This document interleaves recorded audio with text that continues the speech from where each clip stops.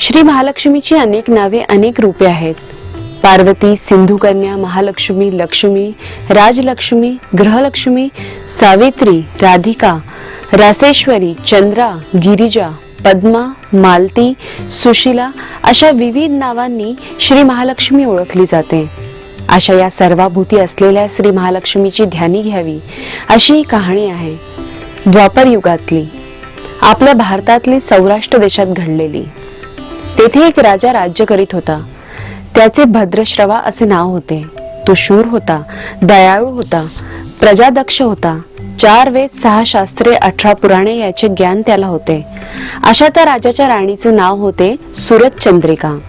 राणी रूपाने सुंदर होती, सुलक्षणी होती आणि पतिनिष्ठ होती.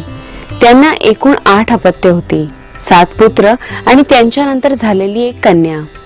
राजा राणीने कन्येचे नाव श्यामबाला ठेवले होते. एकदा देवीच्या मनात आले, आपण राजाच्या राजप्रसादी राहावे. त्याने राजा आणखीन सुखी होईल, प्रजेलाही तो आणखीन सुख देईल. गरिबाकडे राहिले तर सगळ्या संपत्तीचा तो एकटाच उपभोग घेईल, म्हणून देवीने एका म्हातारीचे रूप घेतले.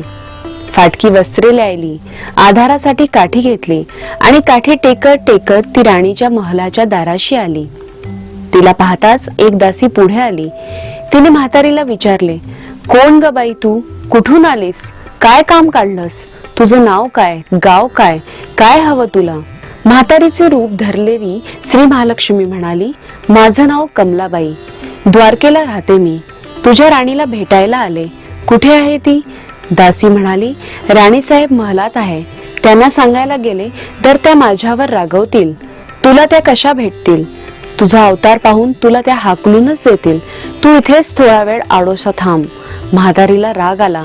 ती संतापून म्हणाली, तुझी राणी गेल्या जन्मी एका वैश्याची पत्नी होती. तो वैश्य फार गरीब होता. त्यावरून त्या दोघांची नेहमी भांडणे होत. नवरा तिला मारहाण करी. या त्रासाला कंटाळून एक दिवस ती घर सोडून गेली आणि जंगलात उपाशी तापाशी भटकू लागली. तिची ती अवस्था पाहून मला तिची दया आली. मी तिला ऐश्वर्य, सुख आणि संपत्ती देणाऱ्या श्री महालक्ष्मीच्या व्रताची माहिती सांगितली. त्याप्रमाणे तिने ते व्रत केले. तिच्या व्रताने महालक्ष्मी प्रसन्न झाली. तिचे दारिद्र्य संपले. तिचे घर संपत्ती समृद्धीने भरले.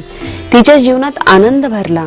मृत्यूनंतर लक्ष्मी व्रत केल्यामुळे ते दोघे पती पत्नी लक्ष्मी लोकात वैभवात राहिले.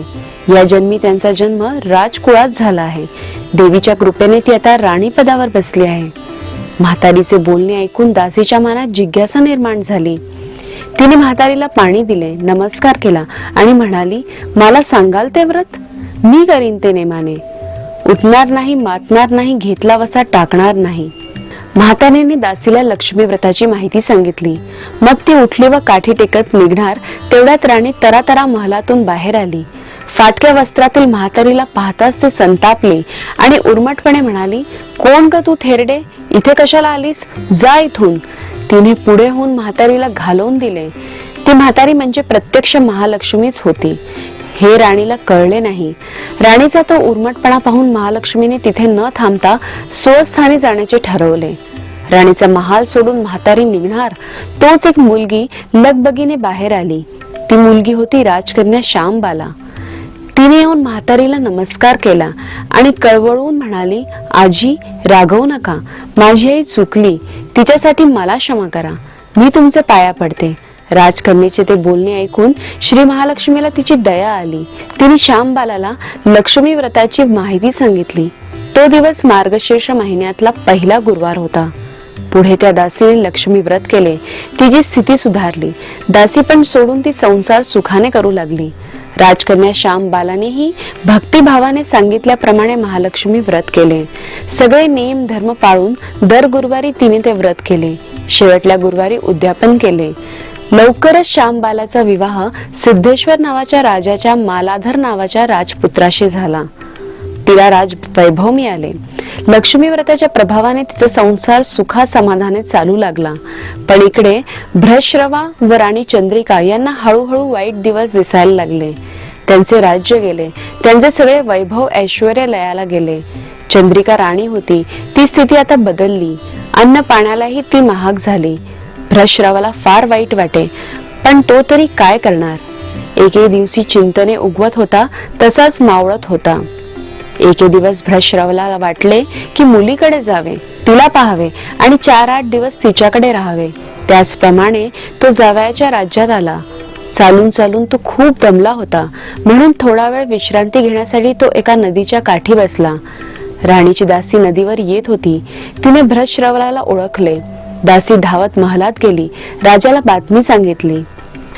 श्यामबालालाही ते समजले. श्यामबाला आणि मालाधराने रथ पाठवून भ्रश्रवाला मोठ्या मान सन्मानाने राजवाड्यात आणले आणि त्याचा आदर सत्कार केला. काही दिवस जावयाच्या आणि मुलीच्या पाहुण्याचार घेत भ्रश्रवा राजवाड्यात राहिला. आता परत जायचे विचार त्याच्या मनात घोळू लागले. जावयाला त्याने तसे सांगितले. जावयाने संमती दिली. भ्रश्रवा परत जायला निघाला तेव्हा श्यामबालाने एक हंडा भरून धन पित्याला दिले. तो हंडा घेऊन भ्रश्रवा घरी आला. मुलीने धनाने भरलेला हंडा दिला आहे हे ऐकून सूरजचंद्रिकेचा आनंद गगनात मावेना. घाईघाईने तिने हंड्यावरचे झाकण काढले. आत पाहते तर काय, हंड्यात धन नव्हतेच, होते फक्त कोळसे. महालक्ष्मीच्या अवकृपेने हंड्यातल्या धनाचे कोळसे झाले होते. चंद्रिकेने कपाळावर हात मारून घेतला. भ्रश्रवा हा चमत्कार पाहून चकित झाला होता. दुःखाचे दिवस संपतच नव्हते. दारिद्र्याचे भोग सुटत नव्हते. सूरजचंद्रिकेला एक एक दिवस काढताना जीव मेटाकुटीला येत होता. एके दिवस सूरजचंद्रिकेच्या मनातही लेकीला भेटायची इच्छा निर्माण झाली. त्याचप्रमाणे ती लेकीच्या घरी जाण्यासाठी निघाली. तो दिवस मार्गशीर्ष महिन्यातला शेवटला गुरुवार होता. सूरजचंद्रिका लेकीच्या घरी पोहोचली तेव्हा श्यामबाला व्रताचे उद्यापन करीत होती. श्यामबालाने आईकडूनही महालक्ष्मी व्रत करवून घेतले. 4 दिवस मुलीकडे राहून सूरजचंद्रिका परत आपल्या गावात आली. लक्ष्मी व्रत केल्यामुळे काही दिवसातच त्यांना त्यांचे पूर्वीचे वैभव परत मिळाले. राज्य प्राप्ती झाली. पुढे काही दिवसांनी आई वडिलांना भेटण्यासाठी म्हणून श्यामबाला माहेरी आली. पण बाप भेटायला गेला असताना त्याला श्यामबालेने कोळसा भरलेला हंडा तरी दिला होता, पण आपल्याला मात्र काहीच दिलं नाही हा राग राणीच्या मनात होता. त्यामुळे श्यामबालेचे व्हावे तसे स्वागत कुणीही केले नाही. राणीने एक प्रकारे तिचा अपमानच केला होता. पण श्यामबालेला आईचा राग आला नाही. ती पुन्हा आपल्या घरी जाण्यासाठी निघाली. निघताना तिने पूर्वी बापाला दिलेला हंडा परत घेतला. त्यात मीठ भरले व तो हंडा घेऊन ती आपल्या सासरी आली. स्वगृही आल्यावर मालाधराने श्यामबालेला विचारले, माहेरून काय आणलंस? श्यामबालेने बरोबर आणलेल्या हंड्याकडे बोट दाखवले. मालाधराने झाकण काढून आत पाहिले तर हंड्यात मिठाचे खडे. मालाधराने चकित होऊन पत्नीला विचारले, हे काय? या मिठाचा काय उपयोग? श्यामबाला म्हणाली, थोडं थांबा म्हणजे कळेल. त्या दिवशी श्यामबालाने कुठल्याही पदार्थात मीठ घातले नाही. सगळेच पदार्थ अळणी. मालाधर जेवायला बसल्यावर तिने त्याला सगळे पदार्थ वाढले. सगळे जेवण त्याला अळणी लागले. मग श्यामबालाने पानात थोडे मीठ वाढले. अन्न पदार्थात ते मिसळताच बेचव अन्नाला चव आली. हा मिठाचा उपयोग. श्यामबाला पतीला म्हणाली. मालधरालाही तिचे म्हणणे पटले. थोडक्यात जे कोणी महालक्ष्मी व्रत श्रद्धेने आणि मनोभावेने करतील त्यांना श्री महालक्ष्मी प्रसन्न होऊन त्यांच्यावर तिची कृपा होईल. पण श्रीमंती आल्यावर सुद्धा माणसाने उतू नये. नित्यनेमाने श्री महालक्ष्मी व्रत करावे. देवीचे मनन चिंतन करावे, म्हणजे देवी सदैव तुमच्या पाठीशी उभी राहील, तुमची कामना पूर्ण करेल. महालक्ष्मीची ही कथा कहाणी गुरुवारची सुफळ संपूर्ण.